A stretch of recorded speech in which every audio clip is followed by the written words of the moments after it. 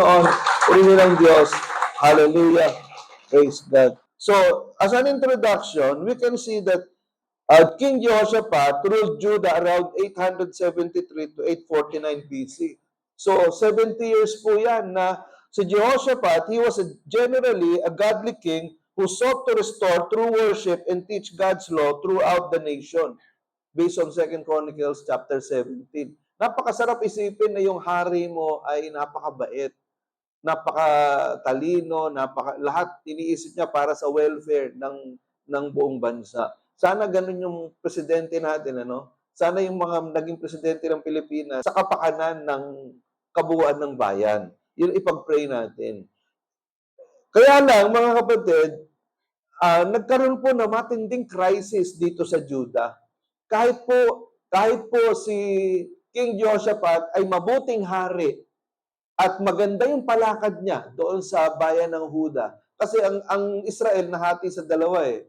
Isa yung sa Israelites, yung Northern Kingdom na 10 tribes na Israel, and then yung Southern Kingdom na 2 tribes na yung Judah. Okay? So, maliit lang na bayan itong Judah, pero mas maraming mabubuting hari sa Southern Kingdom, sa Judah, kaysa dun sa Northern Kingdom. Kaya bakit nahati ang Israel? Dahil po sa kagagawan ni Solomon. Si Solomon po na anak ni David, na dami niyang asawa, 300 wives, 700 concubines, yung mga asawa niya, yun ang nag-alis ng kanyang pananampalataya sa Diyos, kaya pinarusahan ng Diyos ang Israel, nahati sa dalawang Israel, Southern Kingdom, Northern Kingdom, at itong Southern Kingdom, yung Judah, ito yung dalawang bayan lang, two tribes. So maliit lang talaga to. Pero tingnan po niyo, sabi dito, yung mga Moabites at yung mga Ammonites at yung mga Edomites, no? Okay? So, ay lulusubin siya, nag-convene, nag-coalition yung tatlong mga bansa na Moabites, Ammonites, Edomites. Yung Moabites sa Ammonites, no, based on history, ito po yung lahi ng mga anak ni Lot, kasi yung dalawang anak ni Lot na babae nakipag-sex dun sa tatay nila. Balikan natin, ano, nasunog yung Sodom and Gomorrah, umalis itong si Lot, saka yung dalawang anak niya, sila lang ang natira. Sabi ng dalawang anak, nako, wala na tayong paano kakalat yung lahi natin? Sabi, lasingin natin yung tatay natin, tapos makipag-sex tayo sa kanila. So, sa kanya. So, yun ang nangyari. Yung naging anak, naging lahi nung anak ni Lot, doon sa dalawang anak niya, incest po yun, ha? Yan, hindi allowed ng Diyos yan, ha? That is why, yung mga Moabites saka mga Ammonites, pinarusahan ng Diyos yan, hindi pwedeng pumasok yan sa temple ng Israel. Hanggang sa ikasampung lahi. Naunawaan po natin, cursed yung lahi na yan. Isinumpa ng Diyos yung lahi na yan ng mga Moabita saka mga Ammonita. Okay? At kasama doon yung mga Edomita, pati mga Demonyita. So, yung mga Edomita naman, ito naman yung lahi ni Esau, no? Esau. Nakakain na kayo ng Esau. Yung lahi ni Esau, nakakambal ni Jacob. Okay? So, yung mga lahi ni Esau, ito naman yung mga Edomites na naging pain in the side of Israel. Kumbaga talagang naging masamang lahi. So, nagsama-sama itong mga isinumpang lahi na ito para kubkubin itong mabubuti na mga taga-Huda. So, tingnan po niyo, no, mga kapatid, no? Humanly speaking, Judah had no chance of victory. Talagang talo. Pero itong isang bagay, no, na kahit ikaw, naglilingkod ka sa Diyos, nagpapakabait ka, nagpapakabuti ka, sinusunod mo ang kalooban ng Diyos, hindi ka immune sa crisis. Naunawaan po natin. So, hindi ibig sabihin na naglilingkod naman ako kay Lord, mabait naman ako. Wala naman akong bisyo. Tinanggihan ko lahat ng bisyo ko.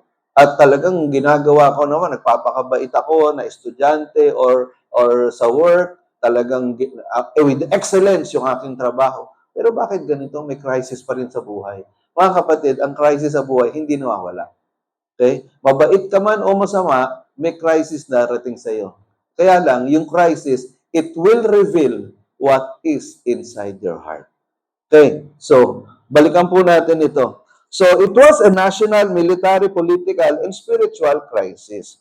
Now, tingnan po natin three major points. Una, the problem in a time of crisis. Ano yung crisis? The crisis was the attack of the Ammonites, the Moabites, and the Edomites.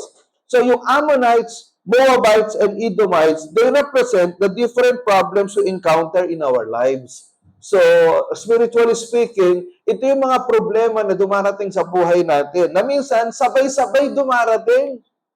Di ba minsan sabi niya, Lord, pwede ba isa-isa lang? Bakit naman sabay-sabay?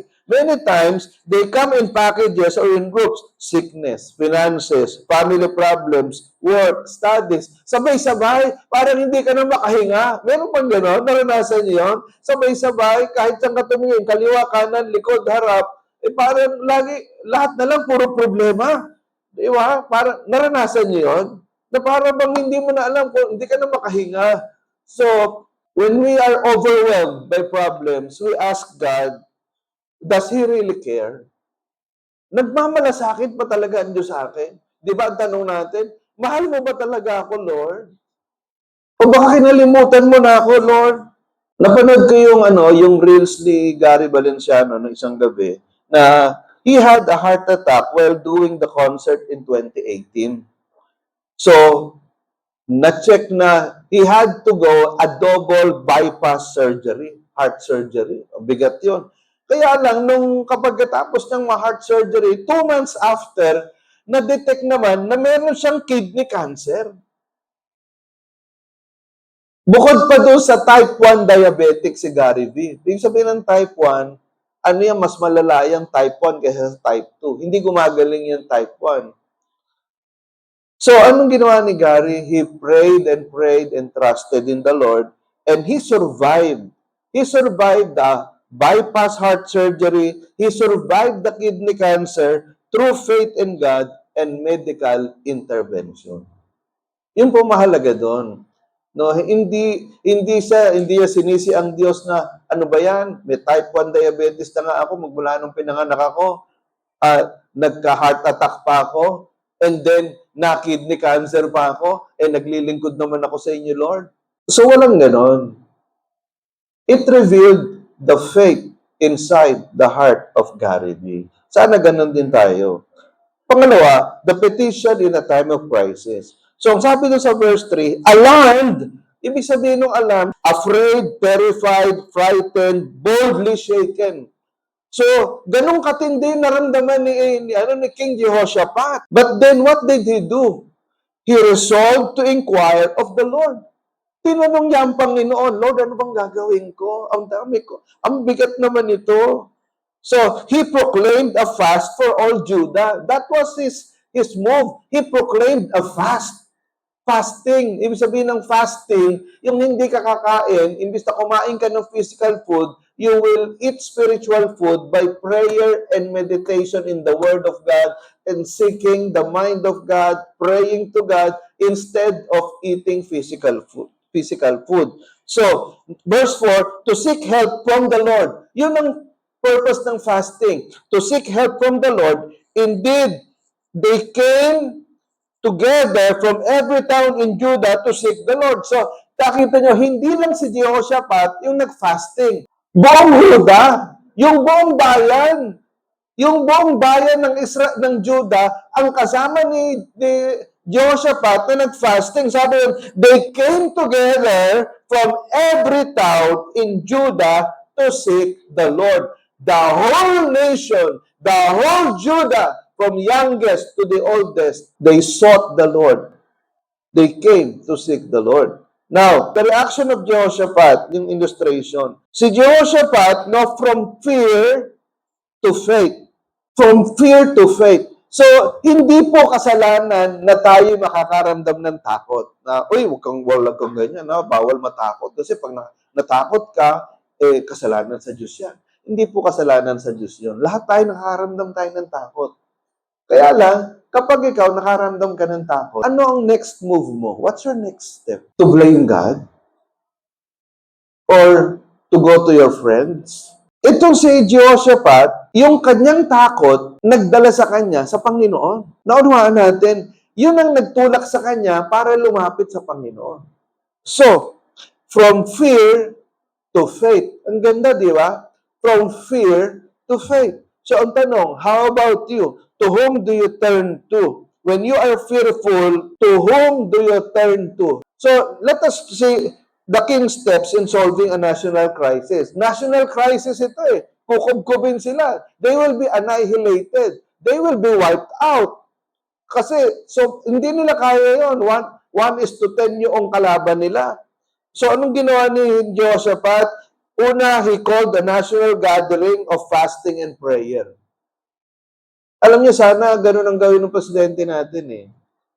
Na sa sobrang gulo ng bansa natin, sobrang gulo ng politika, if I were the president, or kung ako man yung, sabihin natin, yung one of the advisors of the president, I will ask the president, Mr. President, sana ngayon June 12, mag-declare kayo ng one-day fasting and prayer for the nation.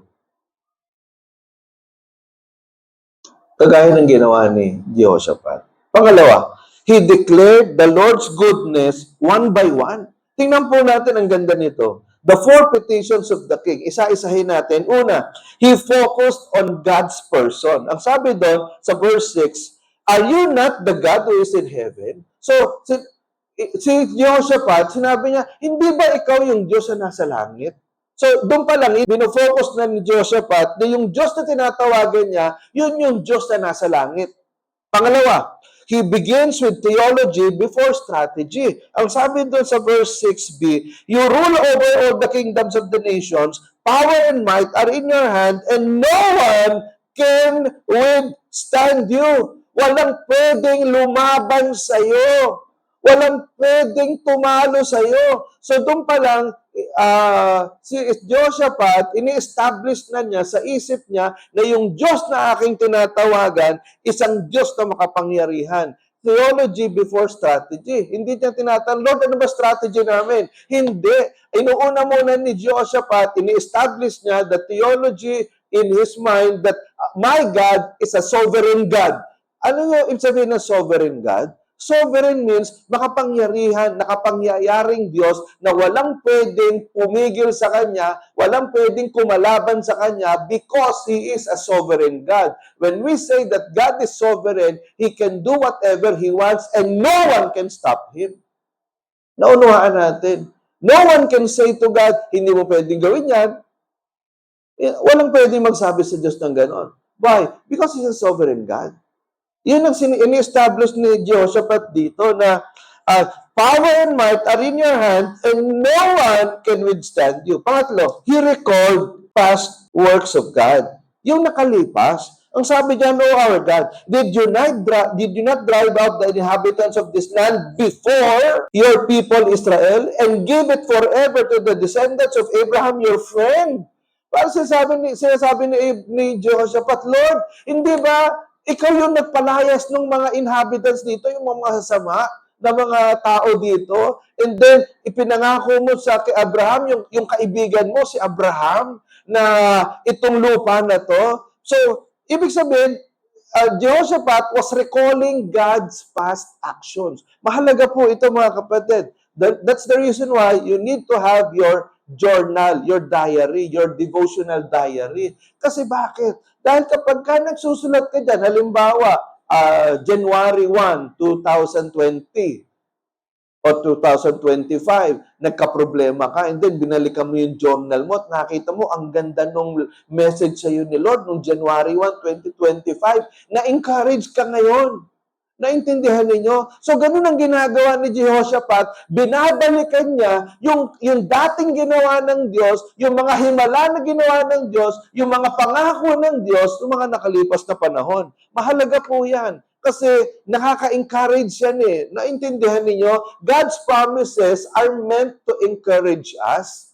Naunawaan po natin. Kaya kung halimbawa, wala kang alam na promises from God, hindi ka nagbabasa ng Bible, anong magpapalakas ng loob mo pag may crisis sa buhay mo? Wala, iyak ka na lang. At yung iba, nagpapakamatay. Pero kung meron kang mga alam na pangako ng Diyos na pwede mong panghawakan, yung faith mo hindi matitinag. Pangapat, he presented the problem. O eto na.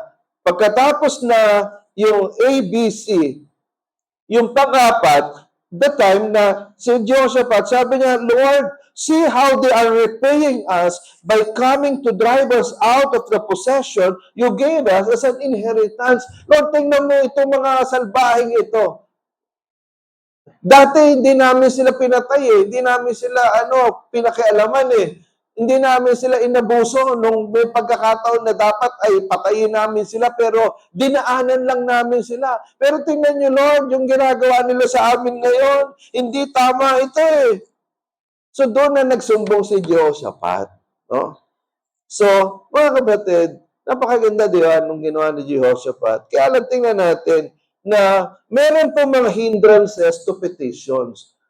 Dapat malaman natin yan. Ano ba yung mga hindrances, mga hadlang sa pananalangin?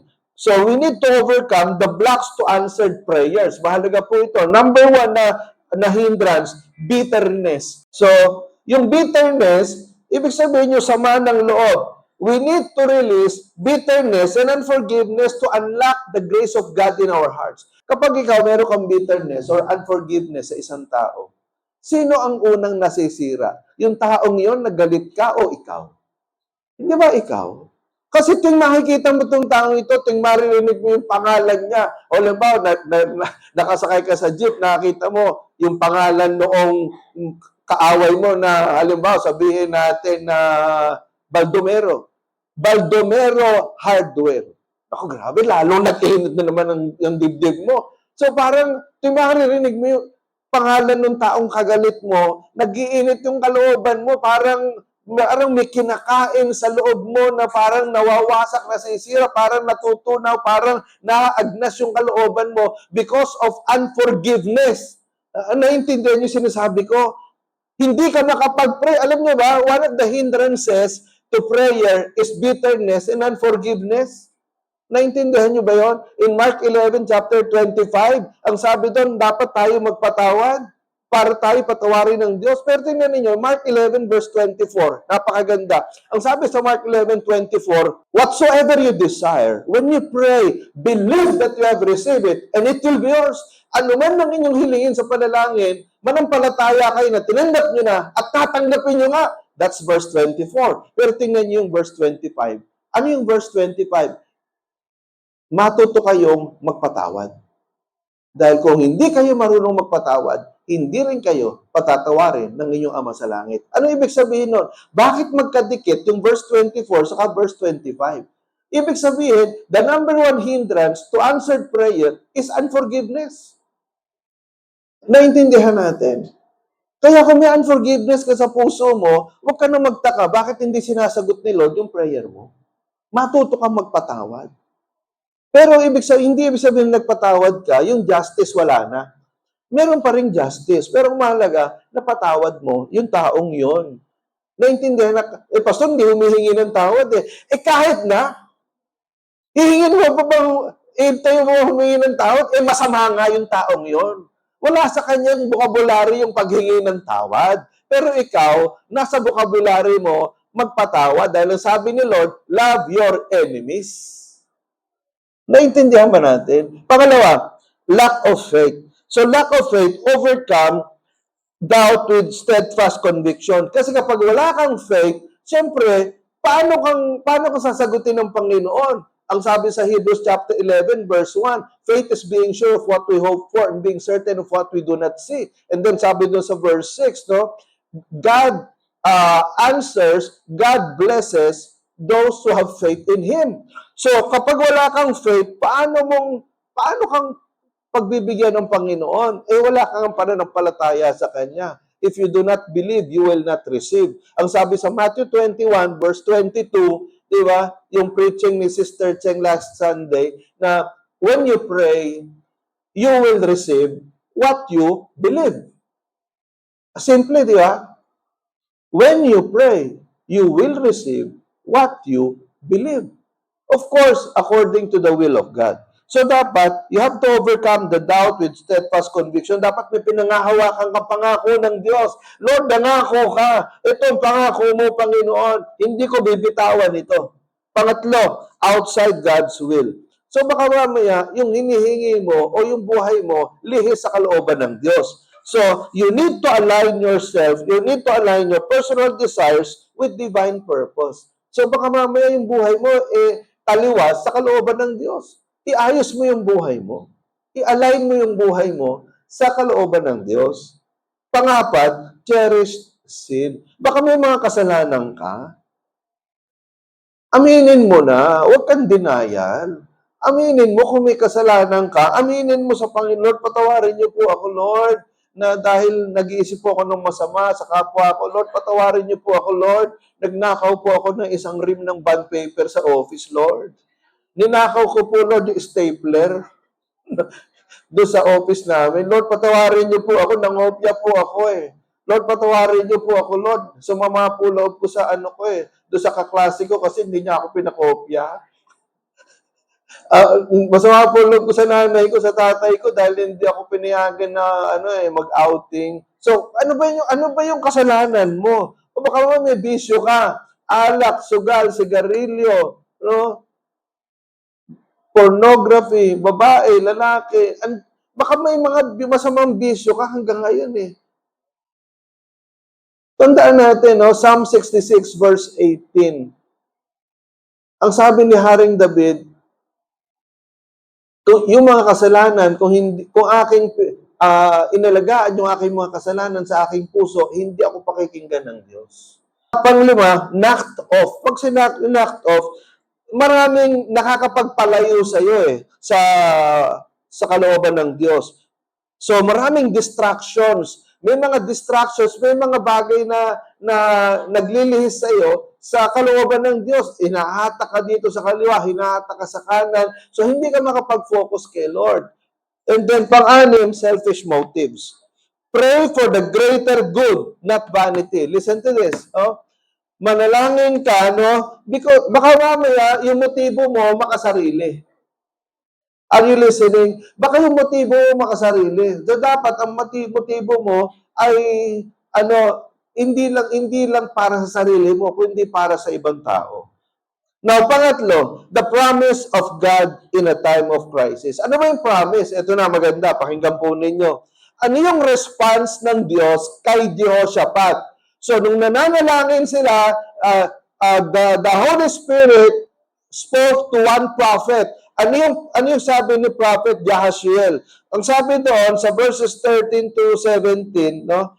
Do not be afraid or discouraged because of this vast number, for the battle is not yours, but God's. Ano sa Tagalog noon? Ang sabi ni Jahaziel, huwag kayong mag-alala, huwag kayong matakot, do not be discouraged, do not be afraid. Ang laban na ito ay hindi nyo laban, ito ay laban ng Diyos. Amen? Palakpakan nga natin ng Panginoon. Napakasarap pakinggan na yung laban mo pala ngayon, yung crisis na meron ka ngayon, hindi mo laban yan. Yan ay laban ng Diyos. You just have to trust in the Lord. Now, tingnan po ninyo yung nangyari, yung battle plan sa verses 22 to 23. Sa verse 22, as they began to sing and praise, the Lord set ambushes against the men of Ammon and Moab and Mount Seir who were invading Judah, and they were defeated. Verse 23, the men of Ammon and Moab rose up against the men from Mount Seir to destroy and annihilate them. And after they finished slaughtering the men from Seir, they helped to destroy one another. Yung tatlo nagpatayan. Grabe, no? Ang lupit, no? Paano nagkaganon? Only God can do that. Nagsama-sama sila doon sa isang lugar para labanan itong Judah. They were united in their evil plan. Pero ang maganda dito, that their evil plan cannot win over the sovereignty of God. Because of God's sovereignty, kumilos ang Diyos sa puso, sa isip nitong mga magkakampi na to ng mga sama, at naisip nila, binago ng Diyos yung isip nila, at ang nakita nila, yung kakampi nila, na unang kakampi nila, para silang namalikmata, ito na yung kalaban, patayin na natin. So, ganun ang nangyari, parang naisip ko lang, na-imagine ko lang na yung pag-iisip nila, binago ng Diyos, na ang tingin nila dito sa kampi nila, ito na yung kalaban, patayin na natin. Nagpatayin sila. Naintindihan ninyo? Only God can do that. Naintindihan natin? That's the sovereign power of God. Pero ano yung battle plan ng Diyos sa kanila? Ang sabi ng Panginoon sa kanila through Jahasiel, ang gawin ninyo sa umaga, humarap kayo. Make a formation. Lahat ng sundalo ng Juda, humarap. Kaya lang, ito yung mga sundalo ng Juda, doon sa harap ng mga sundalo, andun yung mga trumpeters, andun yung mga Levites. Yung mga Levites ang magsisimula, they will lead the worship. They will lead the singing. Mga kapatid, no, ang talagang kalakaran niyan, andito yung mga sundalo, nasa likod yung mga Levites sa tagakanta. Pero ang ginawa ng Panginoon na bumaligtad. Ang sabi niya, yung mga worshipers, yun yung nasa harap at nasa likod yung mga sundalo. So, what happened? They just worship God. They just sang their praises at the top of their voices habang kumakanta sila. Ang sabi ng Bible, sabi sa kwento, habang nagpupuri sila sa Panginoon, habang nag-worship sila sa Panginoon, yung tatlong kalaban nila nagpapatayan. Naintindihan ninyo? So, ano ibig sabihin nito? Worship is powerful. Amen. Worship is powerful. Amen. So, if you are in a crisis situation, the first thing that you must do is to pray and worship God. Paano mangyayari yun? Nasa crisis ka na nga. Yun na nga eh. That is what you call faith. Gustong makita ni Lord yung faith sa puso mo that in despite of the crisis that you are having, you still know how to worship God. And when God sees the worship in your heart while you are in crisis, then the work of God, the hand of God will move. Naintindihan natin? That is what you call faith. Sa buhay natin ito, mga kapatid, may mga bagay na mahirap ipaliwanag kung wala kang pananampalataya. Because only faith can make you accept the things that you don't understand. Because if you can understand and explain everything in this life, you don't need faith. Naintindihan natin? Kung kaya mong ipaliwanag yung nangyayari sa buhay mo o sa buhay ng asawa mo, ng pamilya mo, kung kaya mong ipaliwanag, hindi mo kailangan ng faith. Pero dahil hindi mo kayang ipaliwanag, you need faith. Lord, help me. Help me. Help me accept. Naintindihan niyo ba? Ilang beses ko nasabi sa inyo, nung namatay si Pastor Malu last year, hindi ko kaya ipaliwanag yun. In fact, noong unang, hindi ko nga matanggap eh. Pero, because of faith in the Lord, because of the people praying for me, I was able to accept it by faith. May mga bagay, mga kapatid, that we will only accept by faith. Even without understanding it, we need to accept it by faith. And when you accept it by faith, that is where the move of God will happen in your life. The blessing of God, the favors of God will come into your life. Kagaya na nangyari dito. Sa palagay nyo ba kayang intindihin ni Jehoshaphat na sinabi ng prophet, mag-worship lang daw kayo, and then pag nag-worship kayo, gagawa ang Diyos ng siya na bahala. Isipin ni Jehoshaphat, paano kaya yun? Siguro kung si Jehoshaphat, hindi siya man of faith, sabihin niya, ay, hindi ako naniniwala dyan. Lalaban kami hanggang magkamatayan. Pero hindi. Sinabi ni Jehoshaphat, we will follow the battle plan of God. It is by worshiping Him. So mga kapatid, matuto tayo na sumunod sa battle plan ng Diyos. Una, ano ba yung in-life application? Pray.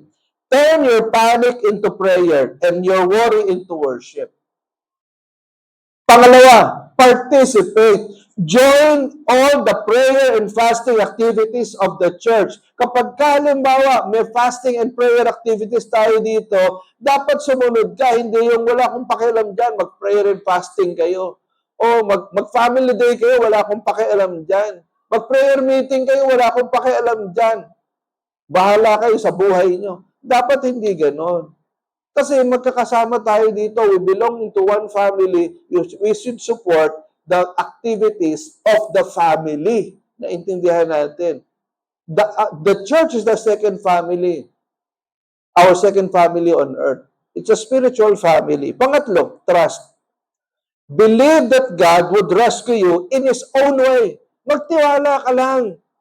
Diyan tayong sumasablay minsan, Lord, talaga bang kikilos ka? Unahan na kita, Lord. Ito yung plano ko. Ang tagal mo eh. Mauna na ako sa iyo. Sumunod ka na lang, Lord. Mga kapatid, you need to trust in God. Naintindihan natin. So, pag sinabi ng Panginoon na wait, you wait. Pag sinabi ng Lord, oh, okay, you step now. You step. Hindi yung mauna ka na, Lord. Susunod na lang ako. Naintindihan natin, you need to trust in the Lord's own battle plan. Nakikinig ba kayo mga kapatid? Say amen kung nakikinig kayo. Amen. Praise God.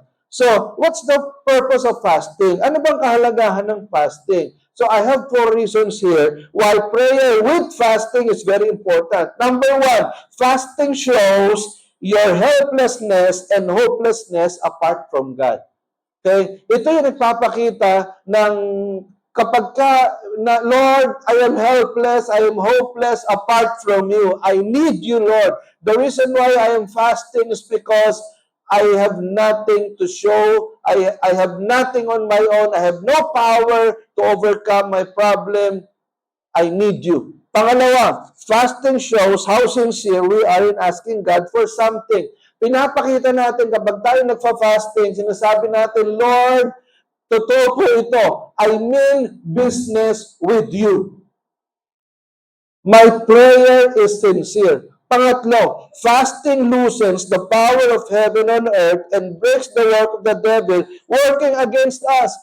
Ang sabi doon sa Matthew 17:21, yung kwento na yon, sabi ng mga disciples, Lord, ba't di namin mapalayas yung demonyo? Siyam kami, hindi namin mapalayas yung demonyo. Ano sabi ng Panginoon? Itong mga klaseng demonyo na ito, lalayas lang ito sa pamamagitan ng pananalangin at pag-aayuno. So, ibig sabihin, may mga ginagawa ang demonyo sa buhay natin na hindi kaya ng ordinaryong panalangin, na kailangan mong mag-fasting.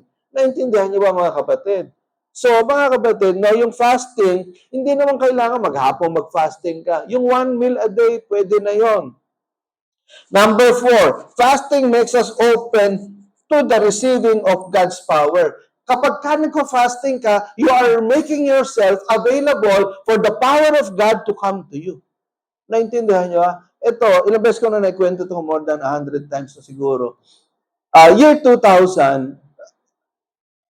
sabi ko, Lord, bigyan nyo nga ako ng power to heal and deliver people, lalo na sa deliverance. That was year 2000. Kasi pastor ako, 1992 up to year 1999. Wala akong ministry ng healing. Kahit sipon, wala, hindi ko napapagaling yan. Ubo, konting lagnat, konting sakit ng ulo, wala. Walang gumaling sa ministry ko. From 1992 na nagpastor ako hanggang 1999 ng December.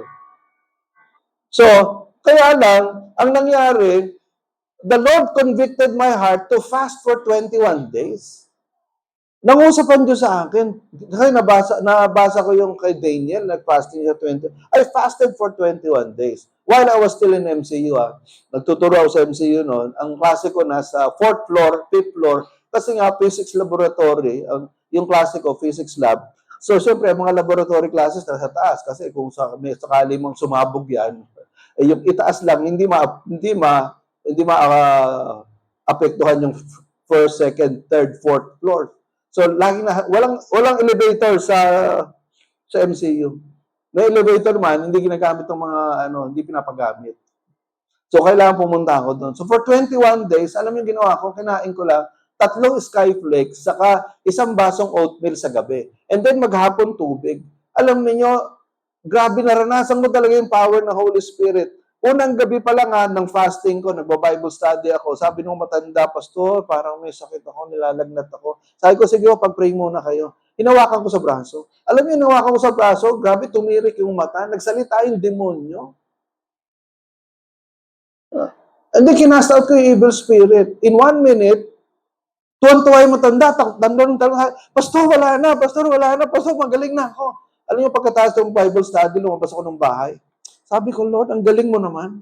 Unang gabi pa lang ng fasting ko, naranasan ko na yun. Alam niyo, for 21 days, gabi-gabi, kung sino-sino ang pumupunta sa akin sa church, nagpapaka-deliverance. Isang buong praise team, dinala sa akin ng pastor. Ay ko, ano gagawin ko dito? Praise team to. Alam niyo, hindi ko alam, kargado. Grabe, ang lupit. Nung pinag-pray ko, nagsusukahan. Hindi ko naman sinabing sumuka. Nung pinag-pray ko, sumusuka.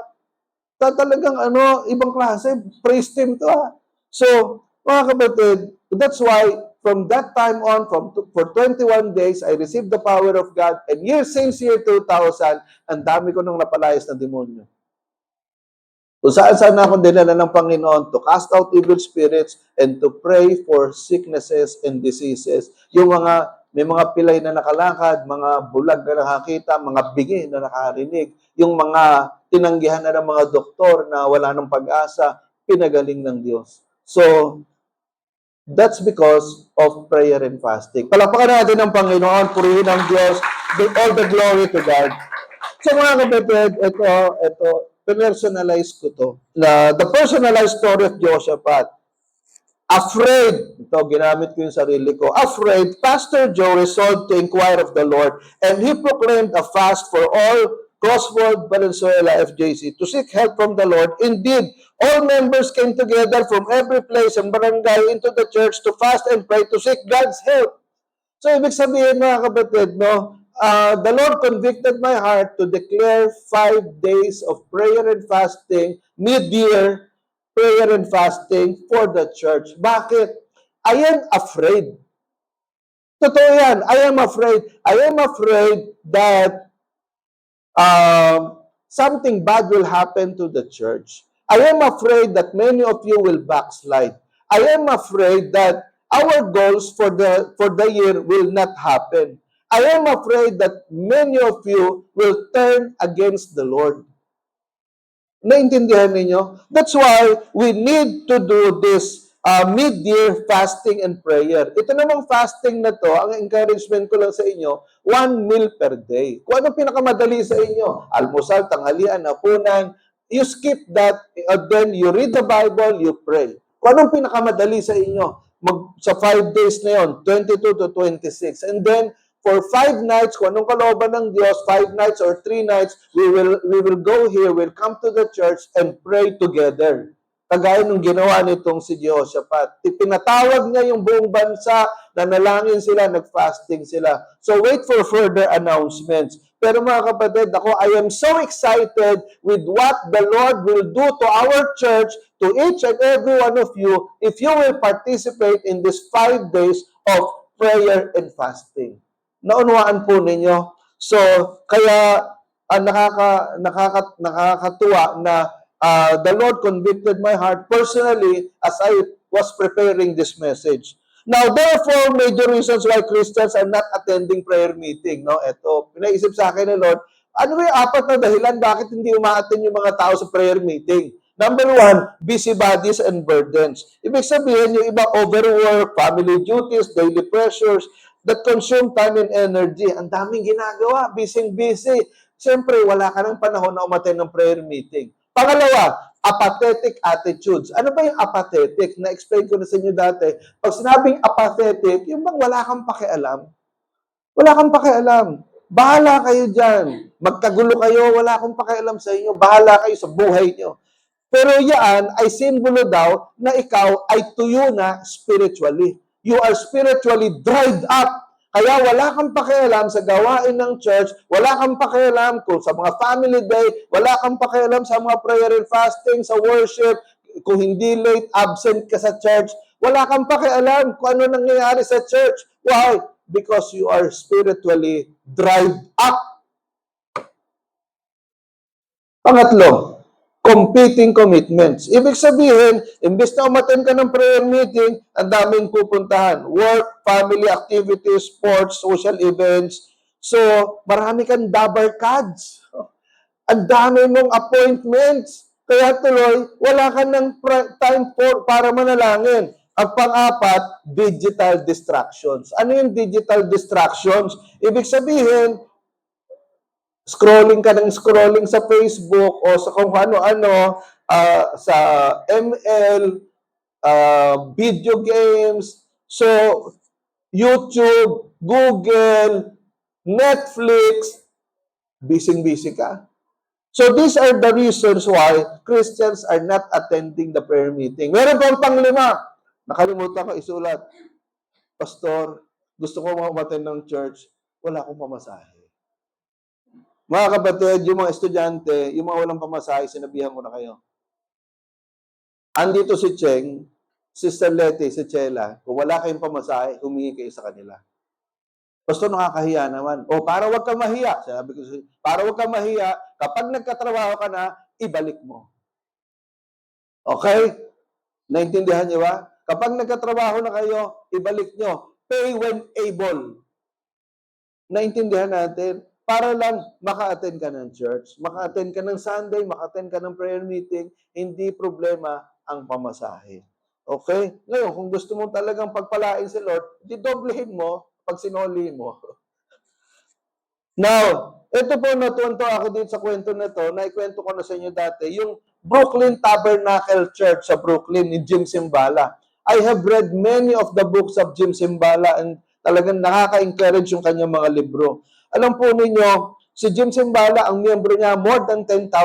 Ano yung mga miyembro niya? Hindi ordinaryo mga tao. Ang mga miyembro ni Jim Cymbala ay mga former drug addicts, prostitutes, former gang members, former witchcraft and voodoo practitioners. Mga talagang mga halangang kaluluwa. More than 10,000 ang umaattend. Ano ang number one secret nila? Bakit ganun kalaki ang ministry ni Jim Cymbala? It was because they focused on Tuesday night prayer meeting. Yung Tuesday night prayer meeting nila, hindi pa bukas yung gate ng church, na ang mga tao nasa labas na excited nang pumasok. Because of the prayer meeting, they wanted to pray. Not only because they want to receive something from God, but because they wanted to experience the presence of God in the church. Mga kapatid, listen to this. I have taught it before na prayer is not just asking and receiving something from God, but prayer is having an intimate relationship with God and being more Christ-like as you pray. Naintindihan natin? Are you listening? Kaya, para hindi kayo ma-disappoint, ano ba naman yan? Ba't di sinasagot ni Lord yung prayer ko? Maaring hindi sinasagot ni Lord yung prayer mo, pero binabago ka ng Panginoon, napapalapit ka kay Lord. Naintindihan nyo ba? Palakpakan nga natin ng Panginoon. And that is what I want to happen in our church. Na yung Friday night prayer meeting natin, puno ang church. Hindi yung dadalawang po ang umaattend kapag ka-prayer meeting. Naintindihan natin? I want to see all of the baptized members here every Friday night because you wanted to experience the presence of God in your life. Amen? Palakpakan nga natin ang Panginoon. Praise God. So, in conclusion, now, maganda yung sinabi dito sa verse 15. Ang sabi dito, ulitin ko, sinabi ni Jahaziel, he said, "Listen to me, King Jehoshaphat, and all you people living in Judah and Jerusalem. The Lord says to you, don't be afraid or discouraged because of this large army. The battle is not your battle, it is God's battle. Ang laban na ito, ang krisis na ito, hindi nilaban. Ito ay laban ng Panginoon. All you have to do is to trust the Lord and worship God. Amen? Palagpakan nga natin ang Panginoon. Now, going back to the cross of the Lord Jesus Christ, ang sabi din sa dito sa Colossians, ang sabi dyan, God stripped the spiritual rulers and powers of the authority. Sino ba yung spiritual rulers and powers of the authority? Mga gawa ng demonyo yan. Yung mga gawa ng demonyo, inalisan ng kapangyarihan ng Diyos nung si Kristo ay naipako sa krus at nabuhay na muli. Kaya ang sabi diyan, with the cross, Jesus won the victory and showed the world that they were powerless. Ibig sabihin, anumang krisis sa buhay mo, anumang problema yan, financial man yan, physical man yan, relational man yan, academics, business, all of those things are powerless because Jesus has won over all of them on the cross of Calvary. Napanalunan ng Lord yan nung siya'y namatay at nabuhay na muli doon sa krus ng Kalbaryo. Anumang krisis yan, I'm telling you, lahat ng krisis, bago pa nangyari yan, the Lord has won it over at the cross. From crisis to the cross of Christ. Amen? Palakpakan natin ang Panginoon. Let us pray. Hallelujah. Thank you, God. Salamat po, Panginoon, O God, sa mensaheng pinagkaloob mo. Alam ko, Lord God, merong iba sa amin dito dumadaan sa matinding crisis sa buhay at hindi alam kung anong gagawin. Litong-lito. Gusto nang mag-give up. Lord, but I pray for that person. Lord, I pray that this message will be personal to him. Kung paano mong tinulungan si Jehoshaphat, tulungan niyo rin po itong mga taong ito na dumadaan sa matinding krisis sa kanilang buhay. Father God, I pray that everyone experiencing crisis in life will experience the power of the cross. Because at the cross, you have won over all this crisis, all the powers of the enemy, sicknesses are defeated at the cross of Calvary. Salamat po, Panginoon. To you alone be the glory, the honor, and the praises in Jesus' name. Amen. Palakpakan natin ang Panginoon. Praise God. Hallelujah.